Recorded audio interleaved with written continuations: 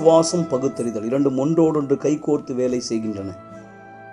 உலகம் நினைக்கலாம் விசுவாசம் பைத்தியக்காரத்தனமானது என்றால் உண்மையிலே விசுவாசம் புத்திசாலித்தனமானது. நமக்கு சந்தோஷமாயிருக்க உரிமை உண்டு என்று இது கற்றுக் கொடுக்கிறது. இது பயத்தின் வாழ்க்கையை நாம் புறக்கணிக்கும்படி கற்றுக் கொடுத்து வெற்றியின் வாழ்க்கையை கை கொள்ளும்படி கற்றுக் கொடுக்கிறது.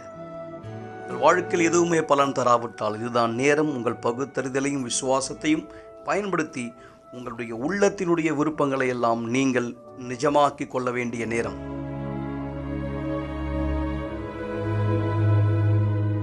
யுனிவர்சல் ஆலயம் தேவனுடைய ராஜ்யம். வாழ்க்கைக்கான நடைமுறை விசுவாசத்தை கண்டடையுங்கள். புத்தி உள்ள விசுவாசம் இப்படிதான் செயல்படுகிறது. நீங்கள் மிக சரியாய் பார்த்த வீடியோவை போல விசுவாசம் கிரியையினாலே பூரணமாக்கப்பட்டது என்று காண்கிறாயே என்று யாக்கோபு சொல்வதை போல நம்முடைய விசுவாசத்தின் தகப்பன் ஆபிரகாம் மக்களே எப்படி தேவனிடமிருந்து அதி அற்புதமான பதிலை பெற்றார் என்றால் புத்தி உள்ள விசுவாசத்தினால். எது புத்தி உள்ள விசுவாசம்? மனுஷனுடைய வார்த்தையின் மீது அல்ல, அல்லது அனுபவத்தினால் வருகிற ஒரு உந்துதல் அல்ல, முழுக்க முழுக்க தேவன் வார்த்தையின் மேல் ஒரு நபர் வெளிப்படுத்துகிற நம்பிக்கை, உறுதியான நம்பிக்கை. அதுதான் புத்தி உள்ள விசுவாசம். வார்த்தையின் அடிப்படையில ஒருவர் தேவனுடைய பதிலை கோருவர். அப்படியாக தான் நீங்கள் பார்க்க போகிற இந்த சாட்சிகளும் நடைபெற்ற. நீங்கள் யார் என்னை திரையில் எங்கிருந்து பார்த்து கொண்டிருந்தாலும் சரி, எந்த நிலைமையிலிருந்து பார்த்து கொண்டிருந்தாலும் சரி, நான் உங்களுக்கு சொல்லுகிற ஆலோசனை, தேவன் உங்களுக்கு இந்த நிகழ்ச்சியின் வழியாய் கொடுக்கிற ஆலோசனை, புத்தி உள்ள விசுவாசத்தை எடுத்துக் கொள்ளுங்கள் மக்கள். தேவனுடைய வார்த்தையின் அடிப்படையில செயல்படுகிற ஒரு விசுவாசம் கண்டிப்பாய் உங்கள் வாழ்க்கை நிலை நிச்சயமாய் இதே போல் இருக்க வாய்ப்பு இல்லை. நீங்கள் பார்ப்பீர்கள் உங்கள் வாழ்க்கை உள்ளும் புறம்பும் மாற்றம் அடையும். இதோ முதல் சாட்சியை கவனிக்கலாம். தொடர்ந்து நிகழ்ச்சி இணைந்திருங்கள். இந்த நிகழ்ச்சியின் இறுதியிலே நான் உங்களுடைய தண்ணீரை ஆஸ்வதிப்பேன். உங்களுடைய குடும்பத்தை நீங்க ஒரு பாட்டில் தண்ணீர், டம்ளர் தண்ணீர் ஆயத்தப்படுத்திக் கொள்ளலாம். அதே தருணம் எங்களை தொலைபேசி வழியாய் நீங்கள் தொடர்பு கொள்ள விரும்பினால் இந்த நிகழ்ச்சியிலே ஒரு ஆலோசனைக்காக அல்லது ஒரு விசுவாசத்தின் ஜபத்திலே நாங்கள் உங்களோட இணையும்படி தாராளமாய் நீங்கள் வரவேற்கப்படுகிறீர்கள். ஒரு ஊழியக்காரர் தயாரா இருப்பார் உங்களுடைய அழைப்பை ஏற்கும்படி. அற்புதமான இந்த சாட்சியை கூர்ந்து கவனி. என் பேர் ஷெலி. நான் யூனிவர்சல் ஆலயத்துக்கு வரத்துக்கு முன்னாடி பயத்தினாலையும் மன அழுத்தத்தினாலையும் பாதிக்கப்பட்டு இருந்தேன். எனக்கு அதிகமான பயம் இருந்தது, எனக்கு அதிகமான மன அழுத்தம் இருந்தது. என்னால் வீட்டில் தனியாக இருக்க முடியாது. எப்பொழுதும் என் கூட என்னுடைய மகள் இல்லைன்னா என் கணவர் கூட இருந்துக்கிட்டே இருக்கணும். நான் ரொம்ப அதிகமான பயத்தில் இருந்தேன். என்னால் குளிக்க கூட போக முடியாது. நான் குளிக்க போகிறது தான் என்னுடைய பிள்ளைகள் டோர்கிட்ட வந்து நிற்கணும். என்னால் குளிக்க கூட போக முடியாது. தண்ணியில் கூட என்னால் கை வைக்க முடியாது. ஏன்னா எனக்கு மறிச்சிருவேன், நான் இறந்துருவேங்கிற சத்தம் கேட்டுகிட்டே இருந்தது. நான் குளிக்க போகும்போது கண்ணை மூடும் போது எனக்கு நெருப்பு பட்டு நான் இறந்துருவேன், தண்ணி பட்டு இறந்துருவேன் அப்படின்னு நான் பயந்தேன். எனக்கு இந்த மாதிரியான குரல்கள் கூட கேட்டது, நீ சீக்கிரமாக இறந்துருவேன், இன்னைக்கு இறந்துருவேன். இந்த மாதிரி வேலை செய்யும் போது கூட எனக்கு இந்த மாதிரி சத்தங்கள் கேட்கும், நீ இறந்துருவேன் அப்படின்ட்டு. நான் உடனே என்னோட மேலதிகாரிக்கிட்ட ஓடுவேன், என் கணவரை நான் தொடர்பு கொள்ளுவேன், என் பிள்ளைகளை தொடர்பு கொள்வேன், நான் வீட்டுக்கு போகணுன்னு நினைப்பேன். என்னால் அந்த சூழ்நிலையை தாங்க முடியல. எனக்கு ரொம்ப அதிகமான பயம். சில நேரத்தில் என் கணவர் தான் கார் ஓட்டுவார், நான் பக்கத்தில் உட்காந்துருப்பேன். ஆனால் எனக்கு ரொம்ப அதிகமாக சூடாக இருக்கும். ஏர் கண்டிஷனர் ஃபுல்லாக ஆனில் தான் இருக்கும். ஆனால் எனக்கு ரொம்ப அதிகமான பயம் இருக்கும். ஏன்னா எனக்கு வந்து சூடாக இருக்க மாதிரி இருக்கும். நான் சொல்லுவேன், இல்லை இல்லை நீங்கள் காரை நிறுத்துங்க என்னன்னு சொல்லிட்டு நான் குறை சொல்லுவேன். எனக்கு பெரிய மரம் இருக்கிற இடத்துக்கு கூட்டிகிட்டு போங்க, எனக்கு மூச்சு விட முடியல, எனக்கு காற்று வேணும் அப்படின்னு சொல்லுவேன். அப்போ என் கணவர் கேட்பார், எல்லாமே ஆனில் தான் இருக்குது, ஏர் கண்டிஷன் ஃபுல்லாக இருக்குது, உனக்கு மட்டும் எப்படி இந்த மாதிரி நடக்குது, எப்படி சூடாகுது அப்படின்னு கேட்டார். அதன் பிற்பாடு என் கணவர் என்னை மருத்துவர்கிட்ட கூட்டிகிட்டு போயிருந்தார். அங்கே மருத்துவர்கள் என்னை சோதித்து பார்த்தாங்க. என் கணவர்கிட்ட கேள்வி கேட்டாங்க, இந்த மாதிரி அவங்களுக்கு ஏதாவது ஆக்சிடெண்ட் இல்லை யாராவது குடும்பத்தில் மறிச்சிருக்காங்களா, இல்லை வந்து அவங்களுக்கு ஏதாவது பாதிப்பு அதிர்ச்சி ஏற்பட்டிருக்கான்னு கேட்கும்போது என் கணவர் இல்லை அந்த மாதிரி எதுவுமே கிடையாது அப்படின்னு சொன்னாங்க. உடனே அந்த டாக்டர் சொன்னார், அவங்களுக்கு நாம் என்டிடி தூக்க மாத்திரை கொடுத்து பார்க்கலாம், எப்படி இருக்குன்னு நம்ம பார்க்கணும், அவங்க பிரெயின் முழுவதுமாக தூங்கணும் அப்படின்னு சொல்லியிருந்தார். நான் அந்த தூக்க மாத்திரை சாப்பிடும்போது மட்டும்தான் நல்லா தூங்கினேன், நல்லா உணர்ந்தேன். அதுதான் ஒரே வழின்னு நினச்சேன். ஆனால் அதன் பிற்பாடு நான் தூக்கத்துலேருந்து எழுந்த பிற்பாடு அதே சோகம், அதே பயம், அதே மரணத்தின் பயம், அதே மன அழுத்தம் எல்லாமே என்னை சுற்றி இருந்தது. நான் சில நேரத்தில் நினைப்பேன், ஏன் இது ரொம்ப மோசமாக போயிட்டுருக்கு, என்னுடைய திருமண வாழ்க்கையை அழிக்குது, என்னுடைய வாழ்க்கையை அழிக்குது, என் கணவர் இந்த சூழ்நிலையை பார்த்துக்கிட்டே இருக்காரு, என் வீட்டுக்குள்ளே இருக்கிறதுக்கு எனக்கு பயமாக இருக்குது, என்னுடைய சொந்த வீட்டுக்குள்ளே குளிக்கிறதுக்கு பயமாக இருக்குது, எப்போதும் என்னோட கணவர் என்னோட பிள்ளைகள் என்னை சுற்றி இருந்துக்கிட்டே இருக்கணும், ஒரு நொடி கூட என் கணவரும் என் பிள்ளைகளும் என்னை விட்டு வெளியே இருக்கிறத என்னால் தாங்க முடியல. சில நேரத்தில் நான் மயக்கடிச்சு விழுந்திருக்கிறத என் பிள்ளைங்க பார்த்துருக்காங்க. என் சிந்தனை சரியானதா இல்லவே இல்லை. அதன் பிற்பாடு நான் ஒருவரால் அழைக்கப்பட்டிருந்தேன். நான் யூனிவர்சல் ஆலயத்துக்கு வந்தேன். அந்த இடத்துல எனக்கு உதவியாளர்களும் போதகர்களும் உதவி செஞ்சாங்க. நான் அந்த இடத்துல கற்றுக்கிட்டேன், எப்படி என்னுடைய பயத்தையும் என்னுடைய பதட்டத்தையும் நான் ஜெயிக்க முடியும். இயேசு மட்டுமே ஒரே வழியாக இருக்கார். என் வாழ்க்கையும் என்னுடைய பிரச்சனையோ என்னுடைய எல்லாவற்றையும் நான் அவர்கிட்ட கொடுக்கும் போது, நான் தொடர்ந்து சங்கிலி ஜபம் செய்யும் போது நான் விடுதலை பெறுவேங்கிறத உணர்ந்தேன். நான் அதிகமாக ஆலயத்துக்கு வந்தேன். நான் அதிகமாக உதவியை பெற்றுக்கொண்டேன். போதகர் மனைவின் மூலமாக நான் கவுன்சிலிங்கை பெற்றுக்கொண்டேன். நான் இனிமேலும் அந்த பயத்தில் அந்த பிரச்சனையில் இல்லை. என்னோடய திருமண வாழ்க்கை ஆசீர்வாதமாக இருக்குது. இன்றைக்கி நான் முழுமையாக விடுதலை பெற்றிருக்கேன். இனிமேலும் நான் தூக்க மாத்திரை எதையும் சாப்பிட வேண்டிய அவசியம் கிடையாது. நான் முழுமையாக இப்போ எந்த இடத்துக்கு வேணால் போக முடியும், எந்த இடத்துல வேணால் எதை வேணால் செய்ய முடியும். நான் ரொம்ப ஆசீர்வாதமாக இருக்கேன்.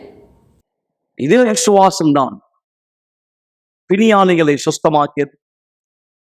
பிசாசின் பிடியிலே கட்டப்பட்டவர்களே கட்டவிழ்த்தது ஆண்டவராக இயேசு தாமே இவ்வுலகத்திலே உலாவின தருணம் மனுஷர்கள் மத்தியிலே வசனம் நமக்கு மிக தெளிவாய் சொல்லுகிறது. அவர் வியாதி உள்ளவர்களை சொஸ்தமாக்குகிறவராய், பிசாசினால் பாதிக்கப்பட்ட மக்களை விடுவிக்கக்கூடியவராய், சுவிசேஷத்தை பிரசங்கிக்கக்கூடியவராய் சுற்றி திரிந்தார்.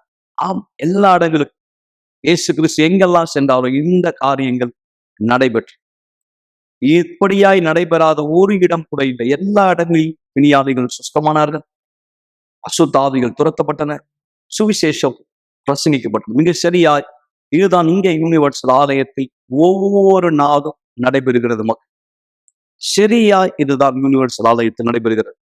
ஆவிக்குரிய பாதிப்பு உங்களுக்கு இருக்கிறதா? அல்லது ஒருவேளை ஆவிக்குரிய பாதிப்புனா என்ன என்று உங்களுக்கு தெரியாது. அடையாளங்களை கவனிங்க. தொடர்ந்து ஒரு அற்புதமான சாட்சி நீங்கள் பார்க்க முடியும். உங்களால் தூங்க முடியவில்லை, ஆனால் அலாரம் ஆஃப் ஆகி விடுகிறது. பிற்பாடு மிக அலுவலான வேலையை செய்ய நீங்கள் தூங்குகிறீர்கள். ஏராளமான காஃபி, எனர்ஜி ட்ரிங்கை உட்கொண்டு அந்த நாளை நீங்கள் கடந்து செல்கிறீர்கள். இழந்தவராய் இப்படியாவது அவங்க வாழ்க்கை சென்ற வருடம் முழுவதும் இருந்தது. நாளை உறங்க முடியவில்லை என்பது சாதாரணமான ஒரு விஷயம் அல்ல. இது மாத்திரம் நீங்கள் சந்திக்கிற பிரச்சனைகள் அல்ல. வீட்டில் நீங்கள் பார்க்கிற அந்த நிழல்களை பற்றி என்ன சொல்வது? அப்படி அதிலிருந்து நீங்கள் விடுபட போகிறீர்கள். மீண்டும் நேற்று ராத்திரி உடலில் அழுத்தத்தை உணர்ந்தீர்கள், இருக்கப்படுவதை போல உணர்ந்தீர்கள், தூக்கத்திலே முரமானதை போல உங்களால் அசையவோ அல்லது கத்தவோ கூட முடியவில்லை. உங்கள் உயிரே கூட போகக்கூடிய அளவிற்கு காலை வேலை வருகிறது, மீண்டும் அலாரம் ஆஃப் ஆகிறது, நீங்கள் பரபரப்பான அலுவலை மீண்டும் துவங்குகிறீர்கள். இது பேசுவதற்கு மிக கடினமான ஒரு சூழ்நிலை. இந்த வழக்கமான தொடர்கதை விட்டு வெளியே வர வழி உண்டா? டிவி தானாகவே ஆஃப் ஆகி விடுகிறது. வீட்டில் தனியே இருந்தாலும் கூட யாரோ ஒருத்தர் உங்கள் பொருளை மாற்றி மாற்றி வைக்கிறார்கள். நீங்கள் ஆவிக்குரிய தாக்குதலுக்கு பாதிக்கப்பட்டுகிறீர்கள். இது 5வது தடவை இந்த மாதம் பதற்றத்திற்கான மாத்திரை வாங்க நீங்கள் மருந்து கடைக்கு சென்றது. இந்த மாதத்திலே அதிர்ச்சி தாக்குதலில் இருந்து உங்களை காத்துக் கொள்ளும்படி இறந்து போன குடும்ப ஒருத்தர் உங்களோடு பேசுவதை போன்ற குரல்களை கேட்கலாம். இது இனி உங்கள் வாழ்க்கையாய் ஒருபோதும் இருக்கக்கூடாது. ஒவ்வொரு வெள்ளிக்கிழமையும் எங்களோடு இணையுங்கள். இந்த தொடர் சங்கிலியில் ஆவிக்குரிய அழுத்தத்திலிருந்து விடுபட 282 அண்ணா சாலை, சென்னையில்.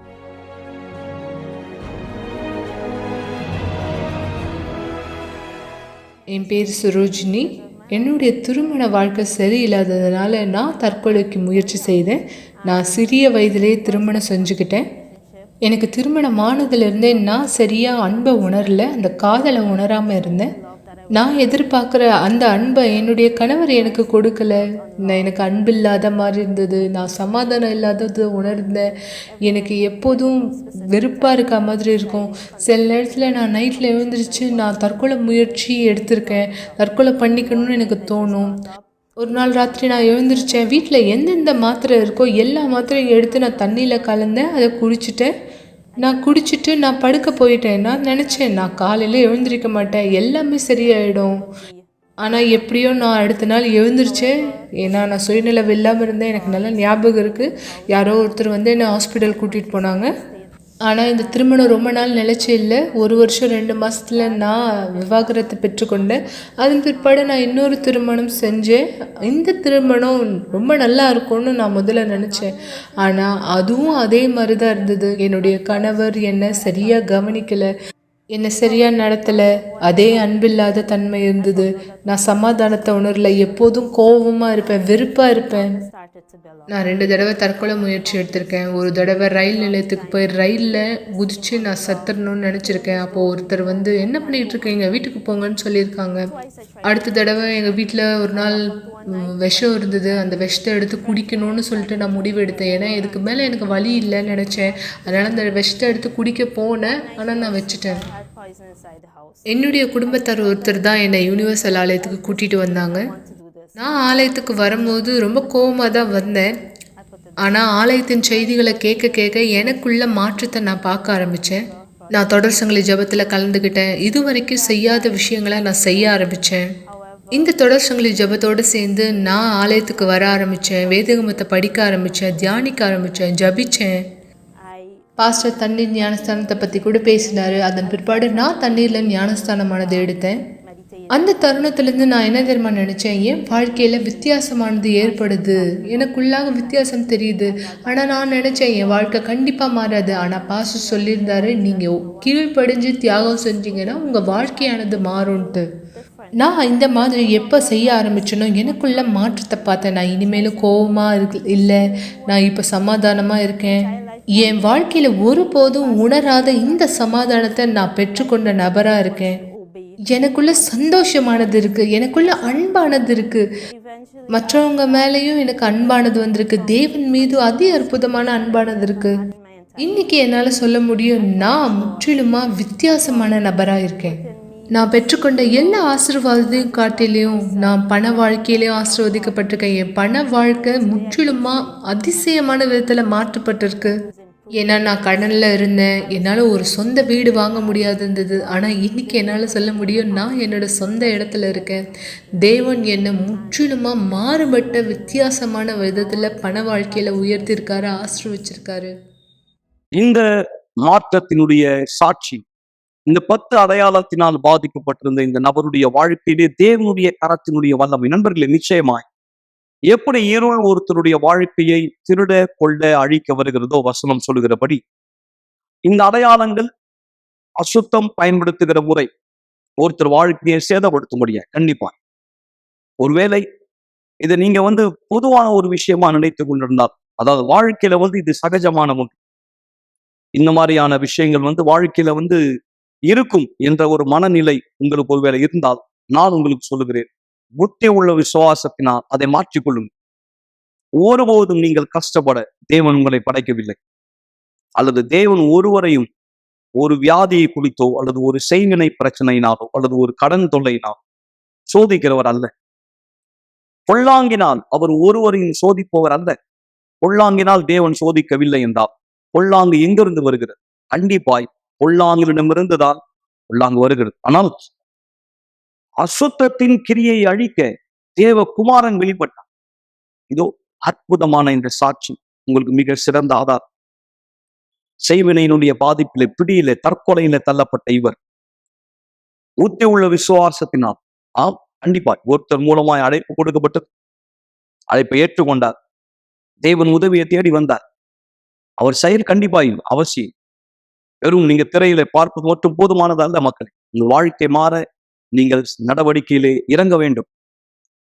அந்த இடத்துல இப்போது கூட நீங்க தேவனை நோக்கி கூப்பிட்டால் அல்லது நேரடியா வர தீர்மானித்து எங்களோடு இணைத்தால் நிலைமை கண்டிப்பாய் மாறுவதை பார்ப்பீர்கள். இவர் வாழ்க்கை புத்தம் புதிதாய் இன்று மாறி உங்கள் முன் அவர் சாட்சியா இருப்பதை போல இந்த சாட்சியை தொடர்ந்து ஜெபத்துல ஒன்றிணையலாம்.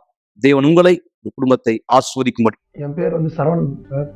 வயசு வந்து 43. அதாவது நான் யூனிவர்சல் ஆலயம் எதுக்கு முதல்ல வந்தேன்னா, எனக்கு வந்து எப்போ பார்த்தாலும் தற்கொலை எண்ணங்கள் வந்துக்கிட்டே இருக்கும். அப்புறம் தூக்கமே இருக்காது. இரவனும் தூக்கம் இருக்காது, பகல்லையும் தூக்கம் இருக்காது. ஒரு நிம்மதியே இருக்காது. எப்போவுமே என்னை யாரோ ஒருத்தர் பயமுறுத்துற மாதிரியே இருக்கும். எனக்குள்ள ஒரு திகில் இருந்துகிட்டே இருக்கும். அதாவது ஒரு 10 வருஷத்துக்கு முன்னாடி திடீர்னு எனக்குள்ளாக ஒரு ஏதோ ஒன்று நுழைந்த மாதிரி இருந்தது. நல்லா ஞாபகம் இருக்கு. அது நுழைந்த அன்னைக்கே எனக்கு வந்து இரவுல தூக்கமே கிடையாது. சரி, நார்மலாக நம்ம என்னைக்காவது ஒன்றா தூங்காமல் இருந்து விட்டுட்டேன்.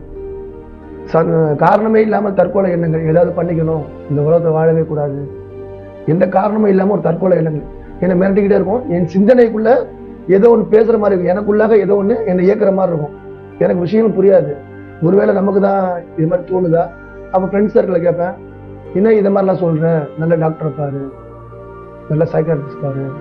அப்புறம் நான் வீட்டில் சொன்னேன்னா என்ன சில டாக்டர்கிட்ட கூப்பிட்டு போனாங்க.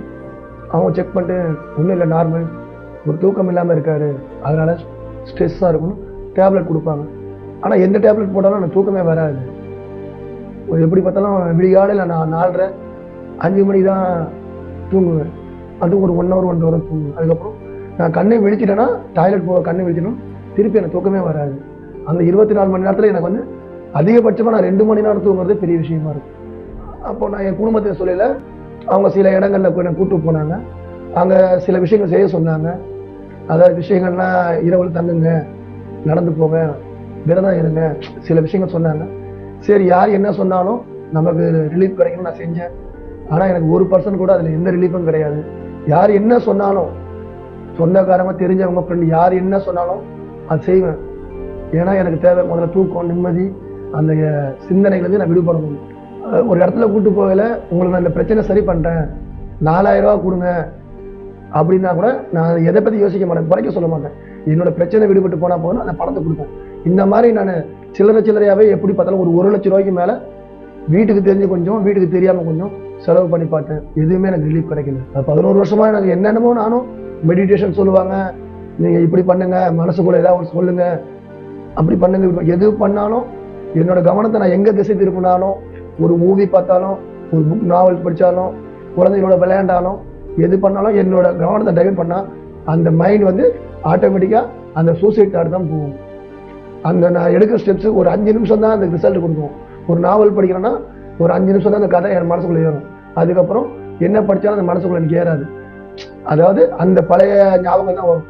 அந்த சொல்லிக்கிட்டு மனசுக்குள்ள என்ன வந்து தற்கொலை பண்ணிக்கணும், இனிமேட்டு உனக்கு சான்ஸே கிடையாது, நீ எங்கே போய் நீ உன்னை காப்பாற்றிக்குவ, எல்லாம் பண்ணியாச்சு, எல்லா விஷயம் பண்ணியாச்சு, டாக்டர்கிட்ட போயாச்சு, எல்லா விஷயம் பண்ணியாச்சு, இனி பண்ண ஒன்றுமே கிடையாது, லாஸ்ட்டு இதுதான் நீ கார்னர், இதுக்கு மேலே நீ இந்த உலகத்தை எடுக்கக்கூடாது, இருந்து என்ன பிரயோஜனம் அப்படின்னு அந்த எண்ணங்கள் வந்து எனக்கு மிரட்டிக்கிட்டே இருக்கும். அதே சொல்யூஷன் கொடுக்கும், எப்படி சூசைட் பண்ணிக்கணும், எந்த ஸ்டெப் எடுக்கணும், எங்கே போகணும், எல்லாமே அந்த எண்ணங்கள் எனக்கு கைட் பண்ணும். அதாவது தற்கொலை பண்ணணும்னு என்ன வரையில எனக்குள்ள நான் ஒரு சான்ஸ் கொடுத்துப்பேன். இன்னும் 1 வாரம் பார்ப்போம், நம்ம மைண்டை வேற ரூட்டில் ப்ராக்டிஸ் பண்ணி பார்ப்போம். அப்படி பார்த்து எது பண்ணாலும் எனக்கு சான்ஸ் இல்லைன்னா அப்போ நான் முடிவு பண்ணிட்டேன், இனிமேட்டு நம்மளால போராட முடியாது. ஏன்னா 11 வருஷம் போராட்டம்னு அப்போது நான் செயலில் இறங்க ஆரம்பித்தேன். அப்போது தற்கொலை பண்ணால் கூட உயிர் சடனாக போயிடணும், ரொம்ப கஷ்டப்பட்டு ஹாஸ்பிட்டல்லாம் போயிட்டு பண்ணக்கூடாது.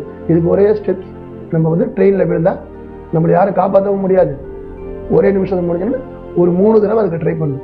இப்போ தற்கொலை பண்ணான்னு போகையில் நான் தண்டவாளத்துக்கிட்ட நிற்கையில் ஏதாவது ஒரு ட்ரெயின் வேகமாக வர ட்ரெயினில் வேலைலான்னு நிற்பேன். ட்ரெயினில் ரொம்ப மெதுவாக வரும். அப்போ அந்த ட்ரெயின் கிட்ட வரையில் எனக்குள்ள ஒரு கான்ஷியஸ் வரும், ஏன் நம்ம இன்னும் கொஞ்சம் டைம் எடுத்துக்கூடாது, இன்னும் கொஞ்சம் ட்ரை பண்ணக்கூடாது. அப்போ இன்னும் ஒரு மனசு சொல்லும், இல்லை ஆல்ரெடி எல்லாமே முயற்சி பண்ணியாச்சு, இன்னும் ஏன் நாள் கிடத்தாது, இல்லை ட்ரை பண்ணி பார்ப்போம். அப்படி என்ன நானே மனசுக்கு சமாதானம் பண்ணிக்கிட்டு ரொம்ப கஷ்டப்பட்டு அப்புறம் நான் அங்கேருந்து வந்துடுவேன். வந்து நான் என்னோட வேலையை செய்வேன். ஆனாலும் இந்த வாட்டி தப்பிச்சுட்டேன், அடுத்த வாட்டி கண்டிப்பாக அந்த எடுத்த முடிவு வந்து மாறாதுன்னு அந்த தாட் சொல்லிக்கிட்டே இருக்கணும். அதாவது என்னோட கடைக்கு ஒரு வாடிக்கையாளர் வருவாங்க, அவங்க யூனிவர்சல் ஆலயத்தை சேர்ந்த ஒரு அசிஸ்டன்ட். அவங்க அசிஸ்டன்ட் யாருன்னு எனக்கு தெரியாது, அவங்க ஒரு சகோதரி மாதிரி எனக்கு பேசுவாங்க.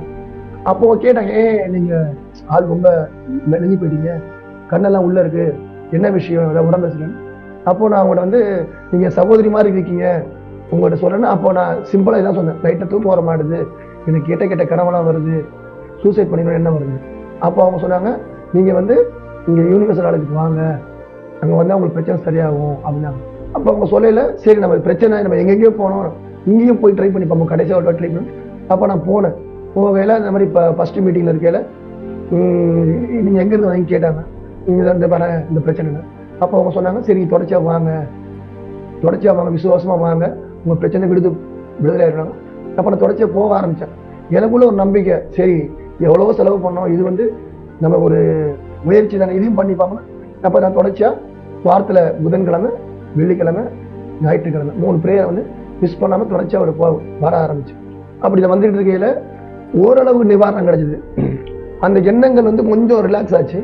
அப்போ நான் எல்லாரும் பக்கத்தில் கேட்பேன், உங்களுக்கு என்ன ஆச்சு, நீங்கள் எதனால் வந்தீங்க? இந்த பக்கத்தில் கேட்பேன், உங்களுக்கு என்ன ஆச்சு, எதனால் வந்தீங்க?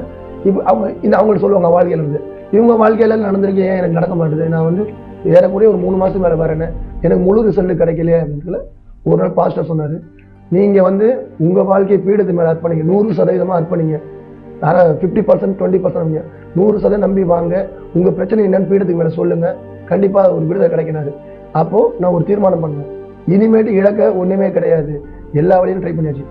நம்ம ஒரு தீர்மானம் எடுத்து பீடத்துக்கு போய் போய் நின்று அவர்கிட்ட தேவன்கிட்ட சொன்னேன், தேவனே நான் யாரையும் நம்பலை, எல்லா முயற்சி பண்ணிட்டேன், கடைசி முயற்சி நீங்கள் என்னை கைவிட்டீங்கன்னா அவ்வளோதான், அதனால் 100% என்ன நான் மாற்றிக்கிறேன்னா கீழ்ப்படுகிறேன், வார்த்தை கீழ்ப்படுகிறேன், எந்த கெட்ட எண்ணங்கள், கெட்ட வார்த்தைகள், கெட்ட சகவாசங்கள்லாம் என்னை நானே மாற்றிக்கிறேன்னு நான் ஒரு தீர்மானமாக 100% நான் ஒப்படைக்கல.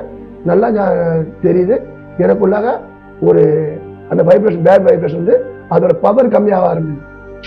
அதோட பவர் வந்து ஃபர்ஸ்ட் ரொம்ப ஸ்ட்ராங்காக இருந்தது, அதோட பவர் நாளுக்கு நாள் கம்மியாகல. அப்போ கூட அந்த ஆகா தேவன் வந்து என் வாழ்க்கையில் கண்டிப்பாக வேலை செய்யறாரு, நான் ஒரு தீர்மானம் எடுத்து என்னைக்கு நான் பீடத்துக்கு நின்னனும் அதோட பவர் கம்மியாக ஆரம்பிக்கல. நல்லா தூங்க ஆரம்பித்தேன், அந்த எண்ணங்கள் சிந்தனை ஓட்டங்கள் இருந்துச்சு. நான் பீடத்தை 100% அர்ப்பணிச்ச பிறகு நல்லா தூங்க ஆரம்பித்தேன். அதுக்கு முன்னாடி வீட்டில் வந்து எல்லாத்தையும் சொல்லிட்டே எனக்கு அது செய்யுது இது செய்யுது. அப்போ அவங்க ஓரளவுக்கு மேலே அவங்க எப்போ பார்த்தா ஏதாவது சொல்லிகிட்டே இருப்பீங்க, சும்மாவே இருக்க மாட்டேறாங்க. இந்த வார்த்தைகள் என்னென்னா அவங்க என்னை பார்க்க ஆரம்பிச்சாங்க, என்ன இவன் எப்போ பார்த்தா ஏதாவது சொல்லிக்கிட்டு இருப்பான், இப்போ எதுவும் சொல்லாமல் இருக்கேன்னு. அவங்க நான் யூனிவர்ஸ் எடுத்து போகிறது தெரியாது. அப்போ சொன்னேன், எனக்கு வந்து நான் இங்கே போனேன், அதனால எனக்கு வித்தியாசம் நடந்தது. அப்படியா, நம்பவே முடியலையே, நானும் நம்பாம தான் போனேன். எல்லாரும் சொன்னாங்க கண்டிப்பாக இப்போ நல்லா தூங்குறேன். அப்போது நான் அந்த கடை ஃபஸ்ட்டு இருக்கிறது ஒரு சின்ன கடை, 54 ஸ்கொயர் ஃபீட் கடை. அந்த கடையில் என்னோட கவனம் இருக்காது, எப்போ பார்த்தாலும் இந்த எண்ணத்திலேயே நான் நிறைய செலவு பண்ண, முதலீடு கிடையாது, கடை வாடகை கொடுக்க முடியாது, கடையை காலி பண்ணுற ஸ்டேஜ் வந்தேன். இங்கே திங்கட்கிழமை கூட்டத்தில் வர ஆரம்பிக்கல. எனக்கு படிப்படியாக தேவன் வந்து இதை விட பெரிய கடை, 5 மடங்கு பெரிய கடை கொடுத்தாரு. 4 ஸ்டாஃப் வச்சு சம்பளம் கொடுக்குறேன். இன்னைக்கு வந்து அந்த கடைக்கு 7,500 வாடகை, இந்த கடைக்கு மாதம் என்னோட செலவே வந்து ஏறத்தாழ 1 லட்சம் ரூபாய் செலவு. இந்த தேவன் வந்து அப்படியே சின்ன விஷயத்துலேருந்து என்னை ஒரு பெரிய விஷயத்தை கொண்டு போய் பண்ணியிருக்கேன். உங்க வந்து வாழவே விருப்பம் இல்லை, என்னப்பா நம்ம இந்த வியாபாரத்தை என்ன பண்றது, ஒரு கடமைக்கு பேருக்கு தான் நடத்துவேன். இப்போ வந்து தேவன் எனக்குள்ளாக நிறைய விஷயங்களை சொல்லியிருக்காரு. நீ வாழ்க்கையில உன்னை புறக்கணிச்சவங்களுக்கு வாழ்ந்து கட்டணும். நான் தேவன்டி தான் கேட்பேன், தேவனை என்னோட வாழ்க்கைக்குள்ளாக நீங்க இருக்கீங்கன்னு மற்றவங்க என்னோட வார்த்தையை பார்த்து தெரிஞ்சுக்கூடாது, என்னோட வாழ்க்கையை பார்த்து தெரிஞ்சுக்கணும் அப்படின்னு நினைச்சுதான் நான் ஒரு தடவை வேண்டுவேன். என்னோட வாழ்க்கையை பார்த்து மற்றவங்க உன் வாழ்க்கை எப்படி மாறிச்சுன்னு அதே மாதிரி இப்போ கேட்க ஆரம்பிச்சாங்க. நானும் நிறைய உறுப்பினர் கொண்டு வந்து சேர்த்துருக்கேன். அவங்க வாழ்க்கையில எவ்வளவு சாட்சியை சொல்லியிருக்காங்க. எல்லாத்தோட மிக முக்கியமானது நான் என்ன நினைச்சேன்னா, ஒரு நாள் சொன்னாங்க, பரிசுத்த ஆவி கிடைச்சாதான் நீங்க வந்து உங்க வாழ்க்கையில ரட்சிப்பு. ஏன்னா ரட்சிப்பை வந்து விலை கொடுத்து வாங்க முடியாது. பொருளோட ஆசீர்வாதம் இன்னைக்கு இருக்கும், நாளைக்கு எக்ஸ்ட்ரா ஆகலாம், குறைவாகலாம், சூழ்நிலை மாறல நம்ம. ஆனா ரட்சிப்பு வந்து நீங்க விலை கொடுத்து வாங்க முடியாது. இதுக்கு முதல் காரணம் நீங்க உங்களோட பரிசுத்த ஆவி தேடணும். பரிசுத்த ஆவிக்கு நீங்க கவனம் கொடுக்கணும்னா, நான் புதன்கிழமை பேர்ல நான் வேற எதையுமே கேட்க மாட்டேன். எனக்கு இன்னும் உங்க ஆவி அதிகமா வரணும், இன்னும் அதிகமா அந்த ஆவியை பெற்று என்ன மாதிரி கஷ்டப்படுறவங்க, நான் எனக்கு ஒருத்தர் உதவி பண்ணவன், நானும் நிறைய பேருக்கு போய் உதவி பண்ணணும் என் வாழ்க்கையில் நான் சொல்லி அவங்களும் விடுதலை நிம்மதி பெறணும்னு சொல்லி தான் வேண்டிட்டு அது எனக்கு பரிசுத்தாவே கிடைச்சது. கண்டிப்பா இப்போ என்னன்னா பீஸ்ஃபுல்லா இருக்கேன், எனக்கு எந்த பயமும் கிடையாது. நான் மற்ற மக்கள்கிட்ட என்ன சொல்ல விரும்புறேன்னா, சூழ்நிலைகள் வந்து நமக்கு முன்னாடி ரொம்ப கஷ்டமா தெரியும், ஏன்னா இதுதான் முடிவு, இதுக்கு மேலே வாய்ப்பே கிடையாது, வழியே கிடையாது, சொல்யூஷனே கிடையாது. ஆனா தேவன்கிட்ட போனோம்னா நம்ம வந்து நமக்கே தெரியாது அந்த சிந்தனையில இதுக்கு இப்படி ஒரு தீர்வு இருந்தது, நம்ம வாழ்க்கையே அப்படியே மாத்திடுவாரு. அதுல ஒரே முக்கிய சாட்சி நான். ஏன்னா சான்ஸே கிடையாது, எல்லா வழியும் ட்ரை பண்ணியாச்சு, லாஸ்ட் ஃபைனல் இதுதான் ஒரு முடிவு எடுத்தேன். என் வாழ்க்கை மாறிச்சு. என் வாழ்க்கை எப்படி மாறிச்சோ அதே மாதிரி கண்டிப்பா உங்க வாழ்க்கையும் மாறும். நீங்க தேவனை நம்பினீங்கன்னா 100% நம்பினீங்கன்னா இதுல எந்த சந்தேகமும் கிடையாது. கண்டிப்பாக உங்கள் வாழ்க்கையான மாறும். ஒரு கிளாஸ் தண்ணீரை ஆயத்தப்படுத்திக் கொள்ளுங்கள் அல்லது தொலைக்காட்சிக்கு அருகாமையிலே வாருங்கள். இந்த நேரம் உங்களுக்கான ஒரு சிறப்பு ஜெபத்தை நாம் செய்ய போகிறோம்.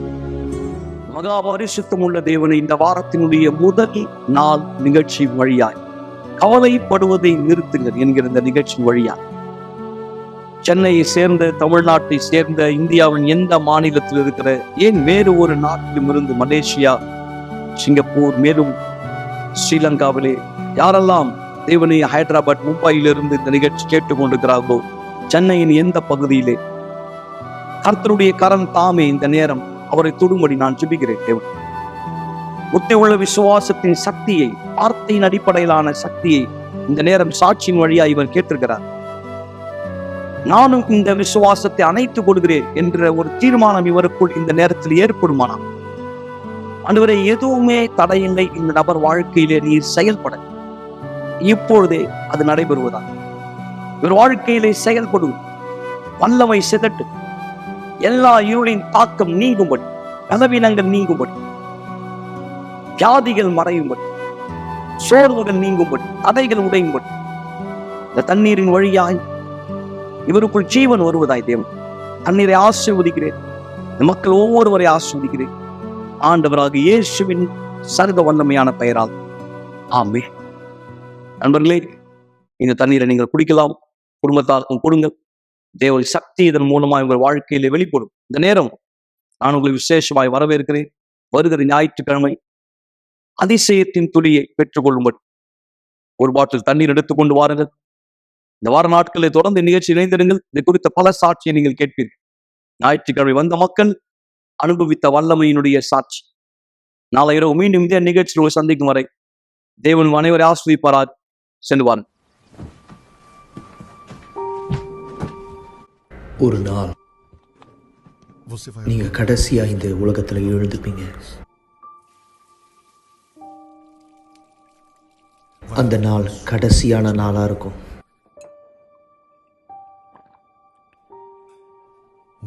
கடைசியா ஒரு முறை நீங்க காலை உணவை சாப்பிடுவீங்க.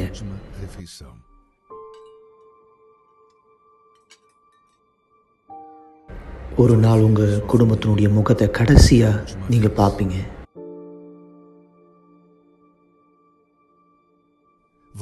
உங்களுடைய கடைசியான வார்த்தையை சொல்லுவீங்க.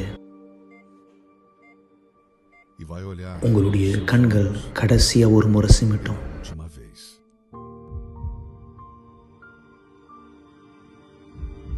உங்க இருதய துடிப்பு கடைசியா ஒரு முறை துடிக்கும்.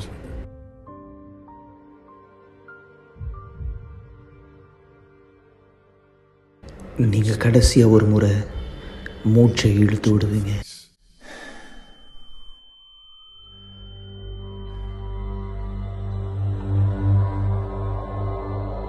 அந்த நேரம் உங்களுடைய ஆவிக்குரிய கண்களை திறக்கப்படும்.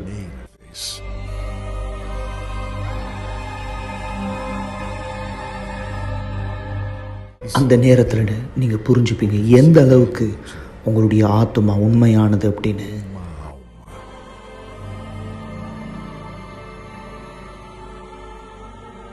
அந்த நாள் இந்த பூமியில நடந்தது எல்லாமே உங்களுடைய ஆத்மாவை காப்பாற்ற மட்டும் நீங்க புரிஞ்சுப்பீங்க. கடைசியா ஒரு முறை நீங்க அதை பார்க்குற நேரம் உங்க ஆத்மாவை வந்து கொண்டு போறது யாரு? அந்த நேரம் நீங்க யார்கிட்ட உங்க நேரத்தை கொடுத்தீங்களோ, யார்கிட்ட உங்க நாளை கொடுத்தீங்களோ, யார்கிட்ட உங்க விருப்பத்தை செஞ்சீங்களோ, யாரை நீங்க வணங்குனீங்களோ, இந்த வாழ்க்கையில இது உங்களை பதட்டப்படுத்துதா இல்லை இது உங்களை உறுதிப்படுத்துதா? உங்க கடைசி நாள் இந்த பூமியில உங்களுடைய முதல் நாள் அமைய போது பரலோகத்துல தேவனோடு சந்தோஷமா அல்லது நித்திய கால மரணம் நரகத்துல?